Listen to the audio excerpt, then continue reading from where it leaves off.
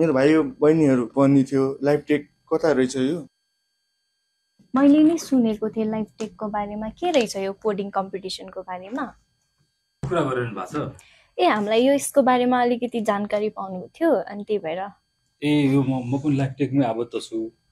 Coding competition भनेको चाहिँ अब तपाईलाई कुनै कोडिङ आउँछ भने सिधै भाग लिन पाइयो, यदि आउँदैन भने चाहिँ हाम्रो लाइफ टेकमा आएर ट्रेनिङ गरेर कोडिङ कम्पिटिसनमा पनि भाग लिन पाइन्छ है।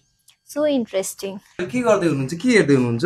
यो हामी कोडिङ कम्पिटिसन पनि लेखेको छ। ए मसँग नि छ, यो चाहिँ मसँग नि छ। मलाई मेरो भाइ बहिनीहरूले दिएको थिए हैन, भाइ बहिनीहरूले पनि अब पढ्न खोज्दै थिए। कहाँनिर रहेछ यो? सरहरू पनि आबद्ध हुनुहुन्छ हो? हो, यो खासमा के हो भनेदेखि हामीले चाहिँ कोडिङ कम्पिटिसन गराउन आँटेका छौँ अनि विनरलाई चाहिँ हामीले प्राइज पनि राखेका छौँ। हजुर। साथसाथै हामीले चाहिँ राम्रो आइडिया भयो भने त्यसलाई चाहिँ 1 करोडसम्मको लगानी पनि गरिरहेका छौँ र यो चाहिँ हामीले यस साथसाथै हामीले चाहिँ अब त्यो नयाँ आएका विद्यार्थीहरूलाई इन्टरप्रेन्योर कसरी बनाउने त त्यसको लागि पनि हामीले कोडिङ कम्पिटिसन अर्गनाइज गरिरहेका छौँ। अनि यसको अफिस चाहिँ कता हो? यसको अफिस चाहिँ नयाँ बानेश्वरमा छ। नयाँ बानेश्वर कहाँनिर होला सर? नयाँ बानेश्वरको सङ्कमलतिर जाने बाटोमा कोलम्बस कलेजको ठ्याक्कै अपोजिटमा छ।